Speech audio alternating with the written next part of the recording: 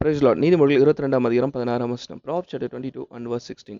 தனக்கு அதிகம் உண்டாக தரித்திரனை ஒடுக்குகிறவன் தனக்கு குறைச்சல் உண்டாகவே ஐஸ்வர்யவானுக்கு கொடுப்பான். இருக்கிறவங்க இல்லாதவர்களுக்கு கொடுக்கணும் அப்படின்றது தான் நீதி. அதுதான் தர்மம் என்று சொல்லி நம்ம அழைப்போம். ஆனால் இன்னைக்கு அநேக பேர் அதுக்கு முரண்பாடான ஒரு வாழ்க்கை தான் வாழ்ந்து கொண்டு இருக்கிறோம். எப்படின்னு சொன்னால், இருக்கிறவங்க இல்லாதவர்கள் இடத்துல கொடுக்க வேண்டிய நியாயமானதை கொடுக்கறதுக்கும் மிச்சப்படுத்தி அது மூலமாக தனக்கு ஐஸ்வர்யம் பாதுகாக்கப்படணும், மிகுதியாய் வளரணும்னு சொல்லி எதிர்பார்க்கிறவங்க உண்டு. ஐஸ்வர்யவானாய் இருக்கிறவங்களுக்கு வெகுமதி கொடுத்து பாராட்டு செய்து அவர்களிடத்துலேருந்து தயவு கிடைத்து நம்ம ஐஸ்வர்யவானான் ஆகணும்னு நினைக்கிறவங்களும் உண்டு. இப்படி நினைக்கிறவங்க நிச்சயமாக ரெண்டு பேருமே தரித்திரர்களாக தான் போவாங்க.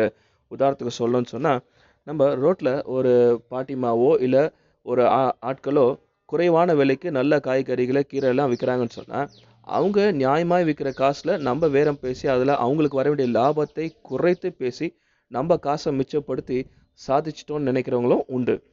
அதே போல் அவர்களே திருப்பி இந்த ஷாப்பிங் மால்க்கோ சூப்பர் மார்க்கெட்டுக்கோ இதெல்லாம் போனாங்கன்னு சொன்னால், அங்கே அவங்க அநியாய விலைக்கு அதை விற்கிறாங்கன்னு தெரியும். அவங்க ஜிஎஸ்டி டேக்ஸ் எல்லாம் போட்டு லேபிள் ஒட்டி சொல்கிற விலைக்கு வாங்கிட்டு போகணும்னு வச்சுருக்கிறாங்க.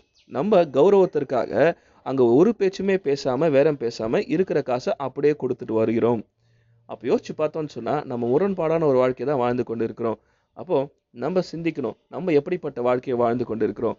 நம்ம தர்மத்தின்படி இருக்கிறதுலேருந்து இல்லாதவர்களுக்கு கொடுக்குறோமா, இல்லை நம்ம இல்லாதவர்கள் இடத்துல அடித்து பேசி மிச்சம் பண்ணி சம்பாதிக்கிறோமா, இல்லை ஏற்கனவே ஐஸ்வர்யவானாக இருக்கிறவனுக்கு நம்ம அதிக கிஃப்ட் கொடுத்து அவனிடத்துல தயவு பெறுவதற்கு வாழ்ந்து கொண்டு இருக்கிறோமா?